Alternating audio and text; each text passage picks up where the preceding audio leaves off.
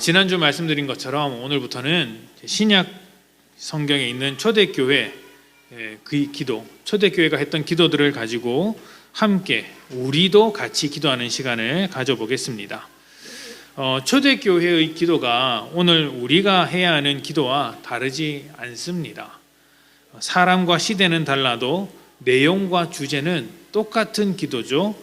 믿는 자는 변하지 않는 하나님의 뜻을 구하고 또 영원한 하나님의 나라를 기도하기 때문에 초대교회의 기도를 살펴보는 일이 우리의 기도에 매우 중요한 나침반 역할을 해줄 것이라고 믿습니다. 설교를 마치고 나서도 우리가 이제 한두 가지 기도 제목을 가지고 기도하겠지만 오늘만이 아니라 적어도 올해까지는 이 기도 제목을 기도하면서 함께 기도하셨으면 좋겠고요. 또 여러분 평생에 기도하는 그런 기도 제목이 되시기를 축복합니다. 자, 오늘은 빌립보서 말씀인데요. 본문을 보기 전에 바울이 어떤 상황 가운데 있는지를 좀 잘 살펴보는 것이 좋을 것 같습니다. 말씀을 좀 볼까요? 빌립보서 1장입니다. 빌립보서 1장 12절부터 14절까지의 말씀. 형제들아, 내가 당한 일이 도리어 복음 전파의 진전이 된 줄을 너희가 알기를 원하노라.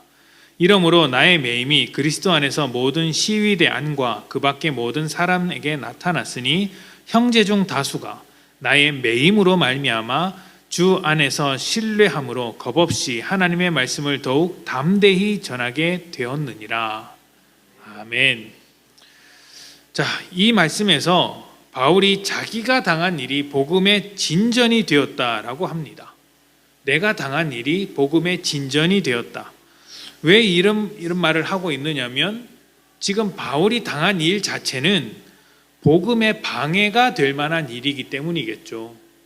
자기가 당한 일이 복음의 방해가 될 만한 일이기 때문에 이것을 설명하고자 복음의 진전이 되었다라고 할 수 있습니다. 내가 당한 일이 복음의 방해가 되는 것 같아 보이지만 아니다. 사실은 복음을 전하는 데 도움이 되었다라고 말을 하는 것이죠. 무슨 일이길래 그럴까요? 13절에 보면 나의 매임이 그리스도 안에서 라는 말이 있고요. 또 14절에 보면 나의 매임으로 말미암아 라는 말이 있습니다. 감옥에 갇혔다는 거예요. 쇠사슬에 매였다. 감옥에 갇혔다. 지금 바울은 복음을 전하다가 감옥에 갇힌 상황인 것입니다. 전도하다가 설교하다가 감옥에 갇힌 것이죠. 이 상황이 긍정적인 상황일까요? 부정적인 상황일까요? 좋다고 말할 만한 상황은 아닌 것이죠.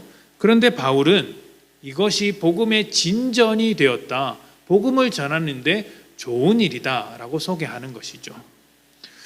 사실 지금 수많은 나라에서 바울과 같이 어려움을 당하는 사람들이 실제로 있습니다. 복음을 전하다가 잡히기도 하고 추방을 당하기도 합니다. 작년에만 해도 수많은 선교사님들이 추방을 당하셨다고 합니다. 어떤 국가에서는 선교사님께서 굉장히 심한 고초를 겪기도 하고 또 어떤 국가에서는 그동안 열심히 헌신했던 사역이 송두리째 날아가는 일도 있었습니다. 이런 소식을 들으면 어떻습니까?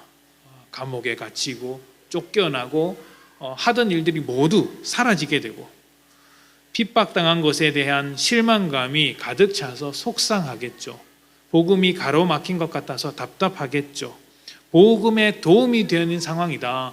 복음의 진전이 일어났다고 말하기는 어려운 상황일 것입니다.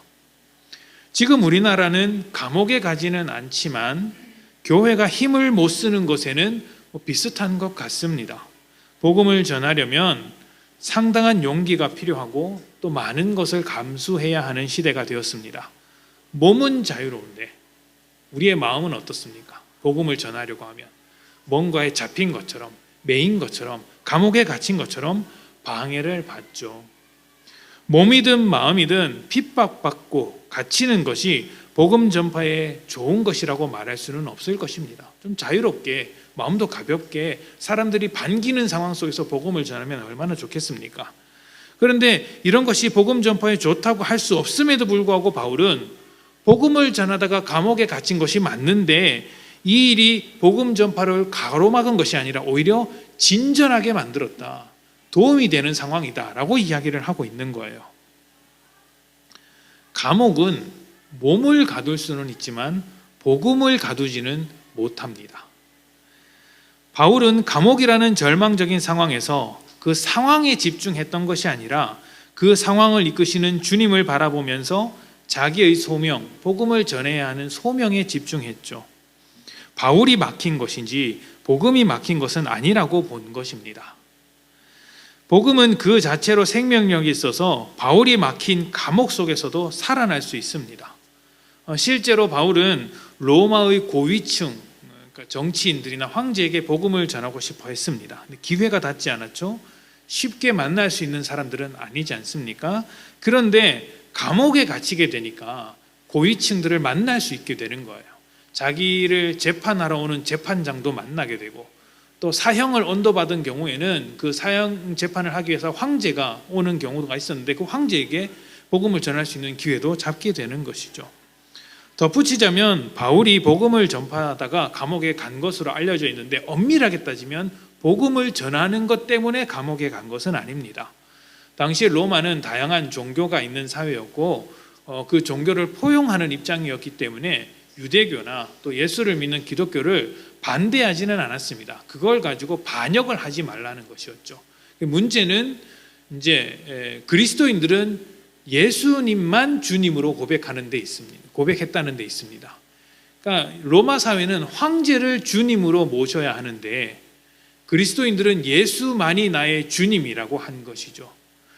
로마의 중심지에서 바울이 로마라는 그 중심지에서 바울이 그런 말을 전하자 가만히 두고 볼 수는 없겠죠. 반역자라고 몰아붙여서 감옥에 가두어 놓는 것입니다. 반역자는 사형을 당하게 됩니다. 근데 로마 시민이 가지고 있는 권리 중에는 사형을 당할 만한 죄를 짓더라도 재판을 받고 또 자기의 입장을 변호할 수 있는 기회를 얻게 됩니다. 바울은 로마 시민이었고 그런 재판을 기다리고 있었던 것일지도 모릅니다. 온 세상의 중심이었던 로마의 한가운데서 황제 앞에서 복음을 전할 수 있는 찬스가 있었다고 이제 찬스를 기다렸던 것이죠. 실제로 바울은요, 유대 재판에서 자기를 변호하기보다는 복음을 전했고 수많은 사도들도 재판장 앞에서 자기를 변호하기보다는 복음을 전하는 기회로 삼았습니다. 대단한 것이죠. 감옥에 있음에도 이런 로마의 중심부에 있는 사람들에게 복음을 전할 수 있으니, 그 기회가 되었으니 복음의 진전이 되었다라고 말을 하는 거예요. 또 한 가지가 있는데요, 바울이 고생하는 것을 보면서 복음을 전하면 복이 넘치고 항상 승리하는 그런 문제가 해결되는 상황으로 이끌어가는 것이 아니라, 바울이 고생하는 것을 보니 고난을 당할 수도 있겠구나라고 생각하는 사람들이 생겨나게 된 것이죠. 복음을 믿고 예수를 믿는다고 해서, 복음을 전한다고 해서 항상 잘 되기만 하는 것은 아니구나. 고난을 당할 수도 있구나. 내가 당하는 현실이 정상적인 것이구나. 이 바울을 보면서 힘을 얻는 것이죠. 그래서 더욱더 담대히 위축되지 않고 복음을 전하는 사람들도 생겨났습니다. 이런 것도 복음의 진전이라고 말할 수 있는 것이죠. 바울의 상황은 변한 것이 없습니다. 그 상황을 이해하는 눈이 새로운 것이죠. 바울은 실패라고 말할 수 있는 감옥의 상황을 완전히 새로운 관점으로 바라보았습니다. 그리고 이 관점을 빌립보 교회 성도들에게 가르쳐주고 있는 거예요. 왜 그럴까요? 왜 이런 것을 가르쳐주고 있을까요? 지금 빌립보 교회에게 이 설명이 필요하기 때문입니다. 빌립보 교회는 만만치 않은 현실 속에서 아주 힘든 일을 당하고 있죠. 핍박과 고난을 당하고 있는 교회이기 때문입니다. 자, 어떤 어려움이 있는지를 봅시다. 1장 27절부터 30절입니다.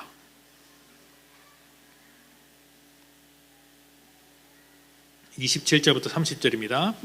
제가 봉독합니다. 오직 너희는 그리스도의 복음에 합당하게 생활하라. 이는 내가 너희에게 가보나 떠나 있으나 너희가 한 마음으로 서서 한 뜻으로 복음의 신앙을 위하여 협력하는 것과 무슨 일에든지 대적하는 자들 때문에 두려워하지 아니하는 이 일을 듣고자 함이라.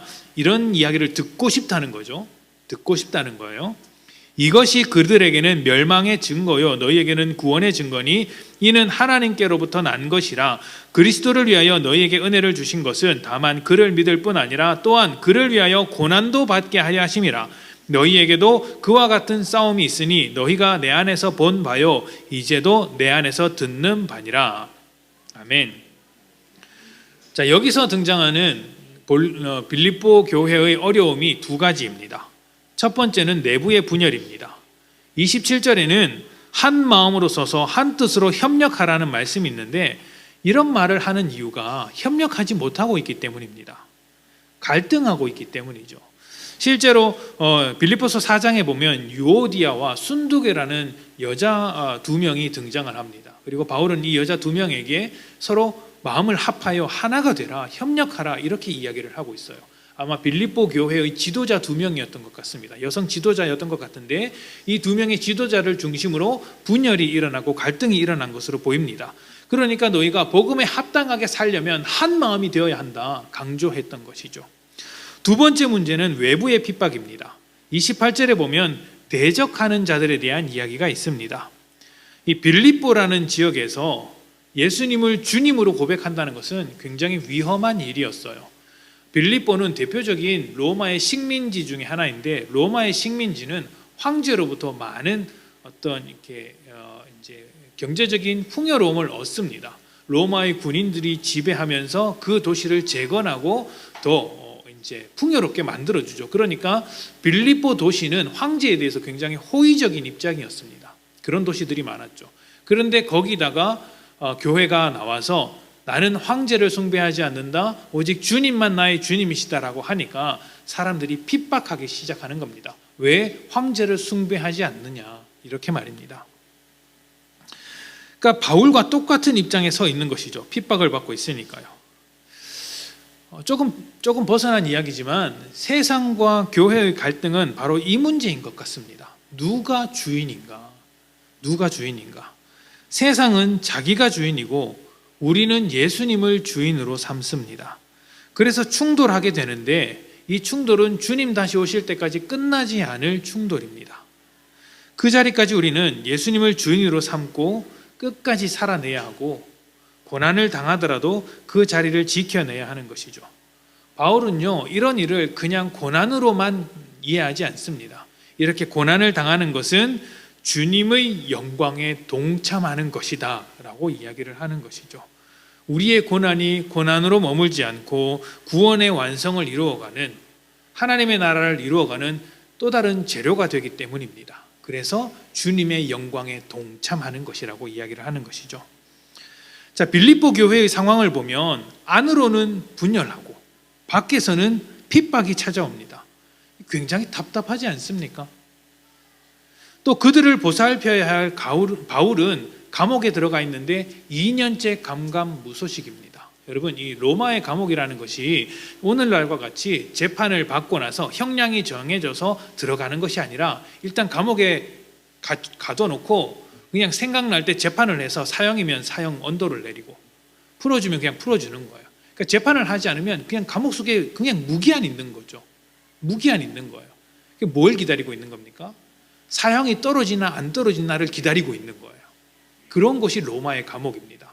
그곳에서 바울이 2년째 갇혀 있는 거예요. 2년째. 그러면 답답하죠. 기다리는 것도 1, 2년이지 2년이군요. 어찌됐든 이게 기약이 있어야 기다리는 것도 쉬울 텐데 기약이 없잖아요. 그러니까 그를 바라보는 교회의 마음이 어떻겠습니까? 희망적이겠습니까? 절망적이겠습니까? 절망적이죠. 답답하죠. 상황이 옳지 않습니다. 답이 안 나오는 상황이죠. 저는 지금 우리 교회, 이 땅을 살아가는 교회들이 이런 처지에 있다라고 생각을 합니다. 답답하죠. 안팎으로 힘든 일이 굉장히 많습니다. 안으로는 분열하고 갈등하는 일들이 많죠. 교회와 교회가 다투고 분열하는 일들이 굉장히 많습니다. 성도와 성도가 다투는 일도 꽤 많습니다. 교회가 왜 이렇게 다툴까요? 성도가 왜 그렇게 다툴까요? 다 자기가 옳기 때문이죠. 자기가 옳기 때문에 다투는 것입니다. 기독교는 말씀을 중요하게 생각하는 종교입니다. 그러다 보니까 진리를 찾고 이 진리에 자기를 헌신하는 그런 어떤 진리를 알고자 하는 마음이 모두 크죠. 우리 모두 성경을 알고 싶어 하잖아요. 성경에 보면 선지자들이 하나님과 논쟁하는 장면들이 많이 나옵니다. 그만큼 논쟁에 익숙한 것이 기독교고요.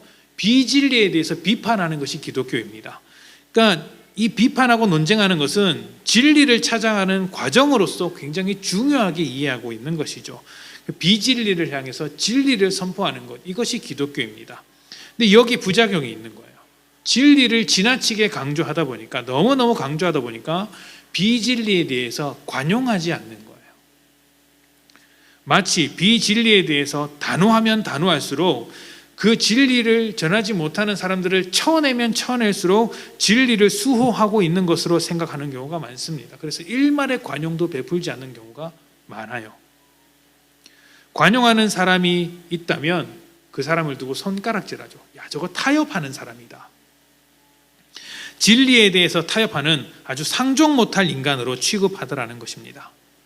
여러분, 진리라는 것은 진리로서 전해져야 합니다. 이게 어떤 의미냐면 그냥 이론으로서 끝나서는 안 된다는 거예요. 말로서 끝나서는 안 됩니다. 우리 삶으로 검증이 되어야 하는 것이죠. 그렇기 때문에 진리를 전할 때는 진리에 부합하는 방법으로 전해야 합니다. 그러니까 우리의 진리가 뭐예요? 우리의 진리는 하나님이시고 그 하나님께서 사랑이시다라는 거잖아요. 그러면 그 진리를 전하기 위해서는 어떤 방법을 써야 합니까? 그 진리에 부합하는 방법, 사랑이라는 방법으로 이제 전해야 하는 것이죠. 물론 하나님께서 정의로운 분이시고 이제 죄 앞에서 죄를 용납하지 않은 그런 단호한 분이시지만, 그런 단호한 분께서 어떻게 하셨어요? 우리의 죄를 대신 지시고 죽으셨잖아요. 십자가를 지시고 죽으셨잖아요. 그 십자가의 방법이 우리가 진리를 선포하는 방법이 되어야 한다는 것이죠. 하나님의 놀라운 사랑을 진리로서 세상 가운데 선포하되 사랑이라는 방법이 아니면은 우리가 전파하는 진리는 더 이상 진리가 아니게 됩니다. 그런데 교회가 갈등하고 있다니 그곳에 진리인 사랑이 있다고 말할 수 있을까요? 또 우리 교회는, 오늘날 이 교회는 밖으로도 힘들죠. 예수님도 항상 반대를 받는 입장이었습니다. 갓난 아기 때부터 왕이었던 헤로데게로부터 반대를 받았고, 공생의 기간 내내 유대인들로부터 반대를 받았습니다. 그리고 그 뒤를 이어 예수의 길을 따라가는 교회도 온 세상으로부터 반대받습니다. 우리는 태생부터 반대받는 삶을 살기 위하여 태어난 거예요. 세상의 반대편에 서 있는 것이죠. 예수님과 같은 편에 서 있기 때문에 예수님의 반대편에 있는 세상과는 다툴 수밖에 없는, 갈등할 수밖에 없는 지경에 서 있는 것입니다. 지금 시대를 보면 잘 알 수 있지 않습니까? 예전에는 진리를 가지고 어떤 진리가 옳으냐, 이 진리가 맞느냐, 저 진리가 맞느냐, 이 싸움을 벌였어요. 그러니까 우리가 기독교의 진리를 내세우면 또 다른 진리를 가지고 와서 논쟁했죠. 그런데 지금은 이 진리 자체를 부정합니다. 진리를 내세우면 뭐라고 이야기해요? 세상에 진리가 어디 있느냐, 우리가 따르고 살아가야 할 진리가 어디 있느냐, 내 마음대로 살면 되지, 이렇게 이야기를 하는 시대가 되었습니다. 진리는 없다, 이렇게 주장하죠. 이것이 포스트 모던입니다. 근데 참고로 말씀드리면 이 포스트 모던도 이제는 다 꺾여서 기울어서 이제 사라지고 새로운 담론의 시대, 새로운 거대 담론의 시대가 시작되었다라고 이야기를 합니다. 그리고 한 축에서 이 기독교가 굉장히 주목받고 있어요. 새로운 진리로서 이제 주목받고 있죠. 사회학에서, 인문학에서, 역사에서 기독교의 가치가 다시 한번 주목받고 있는 시대가 되었습니다. 서점에 보면 그런 책들이 이제 종종 발견이 됩니다. 기독교가 가지고 있었던 의미들, 우리 역사 속에서 어떤 의미를 가지고 있고 어떤 것들을 만들어 주었는지에 대해서 설명하는 두꺼운 책들이 많습니다. 그런 것들을 보면은 새롭게 주목받게 된 것이죠. 저는 지금이 과도기라고 생각을 합니다. 그러니까 진리는 없다라고 생각했던 시대에서 새로운 진리를 찾아가는 그 과도기 가운데 있는 것이죠. 그러니까 우리가 이 진리 안에서 잘 준비되어야 해요.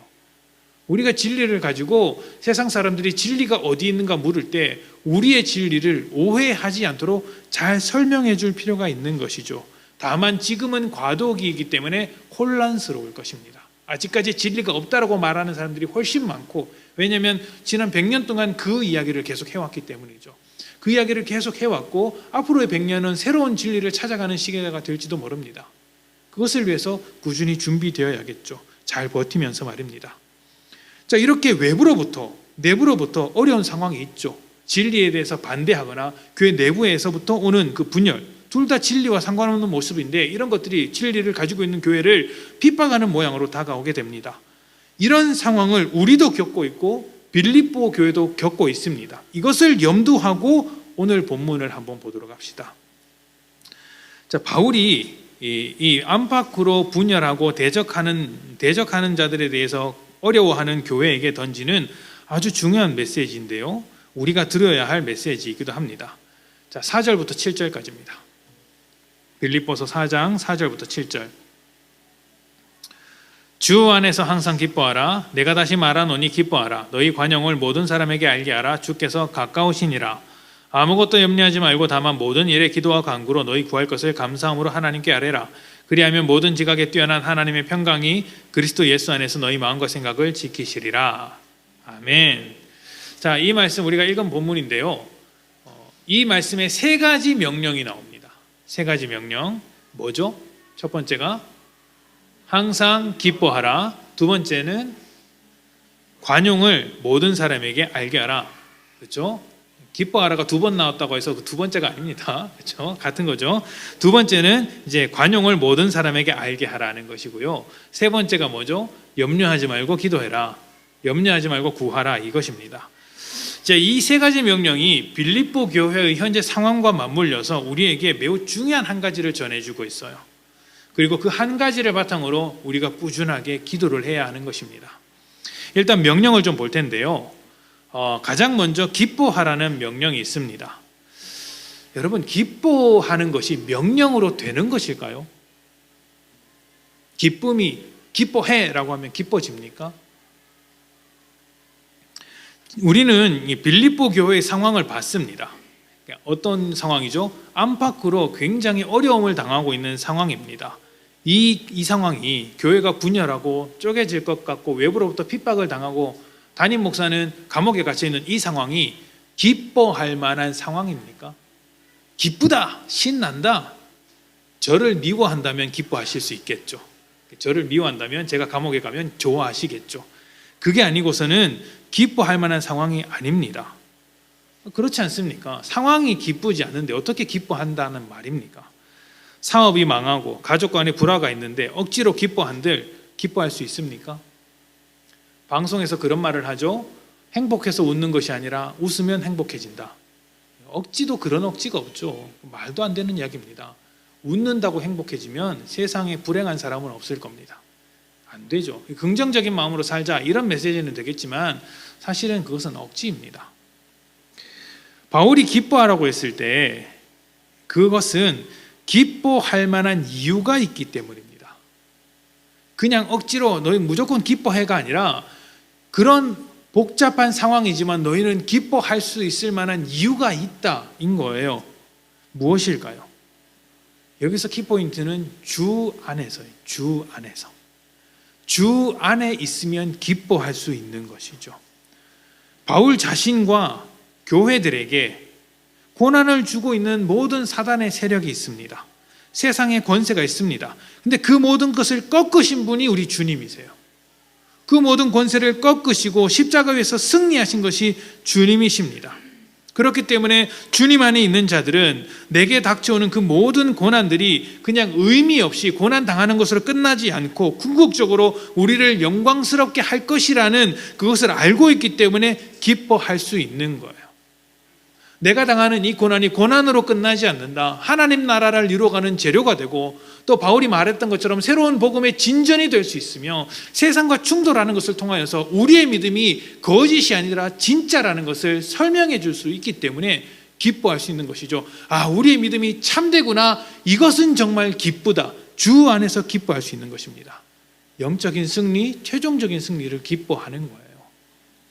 다음에는 관용하라는 말이 있는데 이거는 이제 나중에 하고요. 염려하지 말고 기도하라는 말을 봅시다. 염려하지 말라. 이게 가능한 이야기일까요? 세상에 염려하지 않고 살아가는 사람이 있습니까? 손 들어 보십시오. 여러분, 저는 오늘 하루만 해도 수없이 염려했습니다. 말씀을 전하는데 못 알아들으면 어떡하지? 나 혼자 떠들면 어떡하지? 그러면 안 되는데. 그래서 예배 나오기 전까지 뭘 하냐면 원고를 계속해서 수정하는 거예요. 하다가 시간이 부족해서 못했어요. 중간에 하나 나왔는데 하면서도 이거 덜 했는데 어떡하지? 또 염려를 하는 거죠. 여러분은 염려 안 하십니까? 하시죠. 염려는 누구나 합니다. 다 합니다. 다 하는 것이죠. 20세기 실존주의 철학자들은 염려를 인간 실존의 본질이라고 말했어요. 인간이면 염려할 수밖에 없다. 피조물로서 항상 결핍되어 있기 때문에, 완벽한 사람은 존재하지 않기 때문에 염려할 수밖에 없다라고 이야기하는 것이죠. 염려하지 않는 사람은 말 그대로 정말 완벽한 사람이거나, 모든 것이 갖춰지며 모든 것이 잘 되는 완벽한 사람이거나 생각 없는 사람일 거예요. 근데 완벽한 사람은 없으니 후자에 가깝겠죠. 그렇다면 바울은 왜 염려하지 말라고 했을까요? 이것은 기도와 관련이 있는 거예요. 아무리 염려를 해도 우리 뜻대로 되는 것은 없다는 것을 알기 때문에 염려하지 말라고 하는 겁니다. 여러분, 염려를 많이 한다고 해서 바꿀 수 있는 것이 하나라도 있습니까? 세상 모든 일이 염려하는 것으로서 바꿔낼 수 있다면 진작에 세상은 천국과 같이 되었을 것입니다. 이 세상을 염려하는 사람들이 얼마나 많습니까? 염려는 아무것도 바꾸지 않습니다. 자식 걱정을 많이 하죠. 염려를 많이 합니다. 그런데 제일 뜻대로 안 되는 것이 자식 아닙니까? 염려는 아무것도 변화시킬 수 없습니다. 그 교회가 지금 박해를 당하고 있는 상황이에요. 어려운 상황이죠. 염려가 나옵니다. 그런데 염려를 한들 바꿀 수 있는 상황이 없어요. 이 박해를 멈출 수 있는 방법은 딱 두 가지예요. 사람의 능력으로 바꿀 수 있는데, 첫 번째는 뭘까요? 박해를 하는 사람을 없애버리면 되는 거예요. 박해를 하는 것이 로마면 로마 국가를 없애버리거나, 박해를 하는 것이 사람이면 그 사람과의 관계를 끊거나 사라져버리게 만들면 되는 것이죠. 그런데 그렇게 하는 것은 그리스도인으로서 해야 할 것이 아닙니다. 칼을 들고 전쟁을 일으켜서 로마를 무너뜨리는 것이 하나님의 진리의 방법은 아니죠. 또 나를 박해하는 사람에게 보복하고 복수하고 죽이려 드는 것도 하나님의 사랑을 품고 살아가야 할 사람이 해서는 안 되는 것입니다. 그러니까 이건 제외하고, 또 다른 방법 하나가 있는데, 박해를 당하지 않는 방법, 예수를 안 믿는 겁니다. 예수를 안 믿고 예수를 포기하고 황제를 주님으로 인정하면 되는 거예요. 그럼 박해는 찾아오지 않습니다. 코로나 때문에 교회가 힘들죠? 그것 때문에 여러분이 눈치 보지 않습니까? 어떻게 하면 돼요? 여러분이 안 믿으면 됩니다. 근데 그렇게 못하죠. 믿음을 포기할 수 없죠.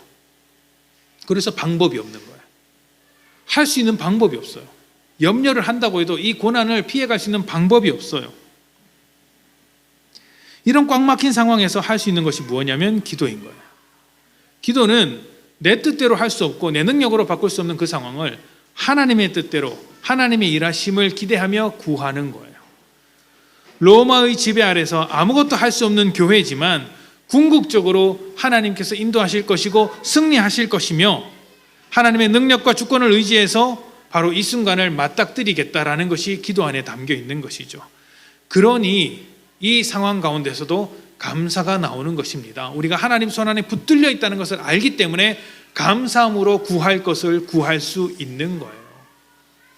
오늘날 우리 현실이 그렇습니다. 도무지 이겨낼 수 없을 것 같은 것들이 우리 교회 주변에 얼마나 많은지 모릅니다. 여러분, 코로나가 가득 차 있잖아요. 멈출 줄 모르잖아요. 이 코로나 때문에 교회 모임이 다 산산조각이 났어요. 우리 형편은 나은 겁니다. 우리 지역은 50%까지 모일 수 있잖아요. 좌석의 50%까지. 우리 교회의 장점 중에 하나가 의자가 많습니다. 그래서 성도님들이 그냥 편하게 예배를 드릴 수가 있어요. 마스크를 끼고 편하게 드리면 되죠. 그나마 이제 1, 2부로 나눠서 1부에 오시는 성도님, 2부에서 성도님 다 같이 모이면 자리가 좀 이제 이렇게 간당간당할 텐데 1, 2부로 나눠서 예배를 드리다 보니까 넉넉하게 드릴 수 있어요. 그런데 우리 지역이 아니라 다른 지역에 가면 지금도 10%, 20%만 모여서 예배를 드려요. 교회가 완전히 산산조각 났어요. 어려움을 당하고 있죠. 코로나가 교회보다 훨씬 더 강력해 보입니다. 근데 코로나만 그렇습니까? 세상에 아주 강력한 돈이라는 것도 있죠. 돈의 힘이 얼마나 강력합니까? 돈이 교회를 둘러싸고 있어서 교회를 오염시키고 교회를 무너지게 합니다. 돈이 복음보다 강한 것처럼 보이는 일이 허다합니다. 뿐만 아니라 여러 법안들과 정책들이 교회의 가치와 충돌하는 일도 굉장히 많습니다. 그런 모든 것 앞에서 교회가 가지고 있는 힘이, 복음의 능력이 굉장히 무력하게 생각이 되죠. 힘이 없어 보이죠. 어떻게 해야 합니까?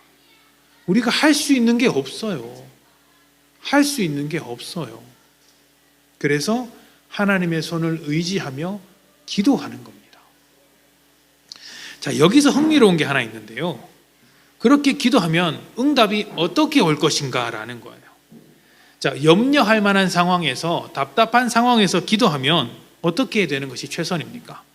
그 상황이 해결되는 게 최선이죠. 코로나를 놓고 기도하면 코로나가 해결되는 게 최선입니다. 돈 문제를 놓고 기도하면 돈 문제가 해결되는 게 최선입니다. 상황이 해결되는 게 최선이라고 생각이 되죠. 그 상황만 해결되면 내가 기뻐하고 또 염려할 일도 없어지니까요. 그런데 바울이 제시하는 응답이 뭡니까? 하나님의 평강, 모든 지각에 뛰어난 하나님의 평강이 너희 마음과 생각을 지키는 거예요. 상황이 해결되는 게 아니라 평강으로 마음을 채우는 것, 이것이 응답인 거예요.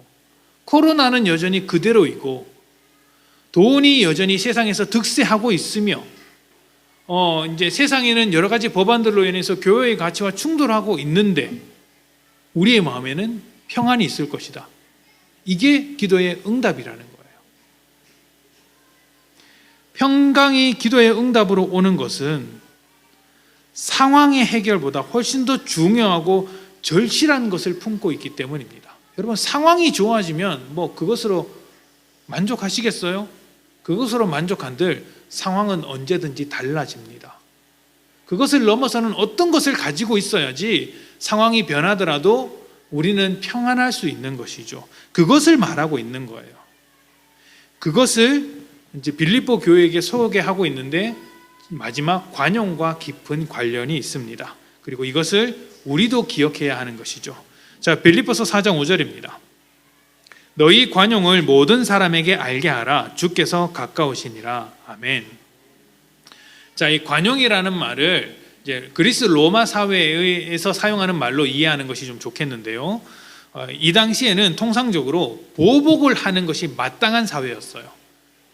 이제 힘을 가지고 법을 가지고 내게 이제 죄를 지은 사람을 보복하는 것이 마땅한 사회였어요. 근데 보복하는 것이 마땅한 곳에서 친절을 베푸는 자세, 그것을 관용이라고 했습니다. 어떤 분은 이것을 가지고 훌륭한 합리성 이렇게 설명을 했어요. 훌륭한 합리성. 조금 더 풀어서 설명을 드리면 훌륭한 인격에서 나오는 합리적인 어떤 태도, 합리적인 모습이라고 말할 수 있는 것이죠. 이것과 정반대의 의미가 뭐냐면 엄격한 정의, 법대로 하는 것, 이런 의미인 것입니다. 자, 하나님의 자녀로서 의롭게 살지만 세상으로부터 박해와 비난을 받습니다. 억울하죠. 의인인데 죄인으로부터 핍박을 받으니까 얼마나 억울하겠어요. 그러니까 갚아주고 싶죠. 보복하고 싶죠. 그런데 그렇게 하지 않고 친절하게 대하는 것입니다. 친절하게. 교회 안에서도 나는 옳고 상대방이 틀렸는데 내가 그 사람을 관용하고 친절하게 대해주는 거예요. 져주는 거예요. 교회 안에서만 그럽니까?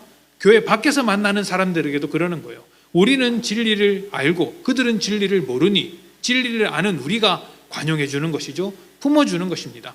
그렇게 하는 것이죠. 적극적으로 분노와 보복의 심리를 포기하고 사랑하는 자리까지 가는 것, 이것이 관용이라는 말에 담겨있는 의미입니다. 이것은 예수님께서 보여주셨던 모습이에요. 예수님께서 십자가에 달리셨을 때 자기를 찌르는 로마 군인을 보면서 기도하셨습니다. 아버지, 저들의 죄를 사해 주십시오. 자기들이 하는 것을 알지 못합니다. 알지 못해서 찌르는 자들에 대한 관용이었어요. 그래서 고린도 후서에는 예수님을 온유와 관용이라는 말로 설명하고 있습니다. 그런데 바울이 이 관용이라는 말을 사용해서 이렇게 그리스도인들에게 설명하고자 할 때는 한 가지 더 반드시 설명하고자 하는 말이 있기 때문입니다. 앞서서 관용이라는 것이 훌륭한 인격을 바탕으로 하는 어떤 것이라고 말씀을 드렸잖아요. 훌륭한 인격을 바탕으로 이제 취하는 합리적인 것들이라고 말했습니다. 그런데 교회는 그 훌륭한 인격을 바탕으로 합리적으로 행동하는 것이 아니라 다른 것을 바탕으로 합리적으로 행동해야 한다는 거예요. 그 다른 것이 무엇일까요? 5절에 나오는 주님께서 가까이 계시다라는 거예요. 세상은 자기의 인격으로 이제 상대방을 합리적으로 대한다라면 우리는 우리의 인격과 상관없이 내가 성격이 좀 급하고 이렇게 참지 못하고 고약하고와 상관없이 주님께서 나를 받아주셨기 때문에 그 주님과 가까이 하고 있는 나는 그 사람을 관용해 준다. 주님과 가까이 하고 있는 것이 내 관용의 바탕이 되더라는 것이죠. 주님께서 가깝다라는 것은 시간과 공간 그 모든 측면에서 가깝다라는 이야기예요. 시간적인 측면에서 볼 때는 우리 주님께서 우리에게 가까이 오셔서, 그러니까 속히 오셔서 우리에게 이루어질 구원, 그 영광을 완성하실 것이다, 이것을 기대하는 것이고요. 공간적으로 가깝다라는 것은 하나님께서 저 멀리 계신 분이 아니라 항상 우리와 함께하고 계신다라는 것을 기억하는 것입니다. 이것이 가깝다, 주님께서 우리와 가깝다라는 것의 의미인 것이죠. 그렇기 때문에 그리스도인들은 사라져버릴 이 세상에 대해서 조금 더 다른 관점을 가지고 있습니다. 다르게 생각하는 거예요. 하나님의 능력과 사랑을 힘입어서 살아가는 것이죠. 이러한 삶은 세상이 살아가는 것과는, 세상 사람들이 살아가는 것과는 완전히 다른 것입니다. 우리는 하나님께서 가까이 계시기 때문에 기뻐할 수 없을 때 기뻐할 수 있고, 염려가 가득할 때 기도함으로 인해서 그 염려 대신 감사를 말할 수 있습니다. 그리고 어려운 가운데 있을지라도, 고난과 박해를 받을지라도 우리를 괴롭게 하는 그 사람을 관용할 수 있는 거예요. 왜요? 그들은 주님이 가깝다는 것을 모르고 우리는 주님께서 가깝다는 것을 알기 때문입니다. 주님께서 우리 가까이 계시기 때문이죠. 만약 우리가 주님과 가깝다라는 것을 잊게 되면, 주님께서 우리 가까이 계신다라는 것을 잊어버리게 된다면 우리는 세상과 다를 바 없습니다. 주님이 멀리 계시기 때문에 우리를 돕지 못한다고 생각을 하겠죠. 직장 생활을 하면서 어떤 도움이 필요한데 주님이 저 멀리 계시면 주님을 붙잡을 생각을 하지 않습니다. 세상 다른 힘들을 의지하죠. 세상을 의지합니다. 세상을 의지한다면 우리가 세상과 다를 바가 무엇입니까? 또 주님이 멀리 계시다고 하니 하나님이 볼 수 없을 것이라고 생각을 해서 죄 가운데 있더라도 부끄럽게 생각하지 않습니다.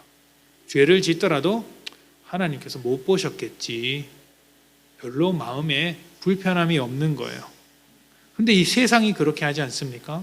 세상은 하나님의 뜻대로 살지 않는다고 할지라도 부끄러워하지 않습니다. 주님께서 가까이 계신다, 우리의 삶 곁에서 우리를 다 보고 계신다라는 것을 알고 있다면 혼자 있는 그 순간에도 죄와는 멀리 살려고 하겠죠. 또 주님이 멀리 있으니 내 기도를 듣지 않는다라고 생각해서 낙심과 절망 가운데 빠질지도 모릅니다. 나를 돌보지 않는 하나님이라고 생각하면서 답답하게 생각하는 것이죠. 염려할 것입니다. 그런 염려로 가득한 것이 세상과 다를 바 없다라는 거예요. 주님께서 항상 가까이 계시다라는 것을 기억해야 합니다. 가정이든 직장이든 세상 어디에서든 내가 혼자 있든 교회에 있든 기도하든 걸어가든 주님께서 내 가까이 계시다, 이것을 잊지 말아야 하는 것이죠. 그래서 우리는 기도할 때 주님께서 우리와 가까이 계시다는 것을 기억하면서 날마다 주님과 동행하기를 구해야 합니다. 그게 우리 기도의 가장 중요한 제목이라고 말씀드릴 수 있겠어요.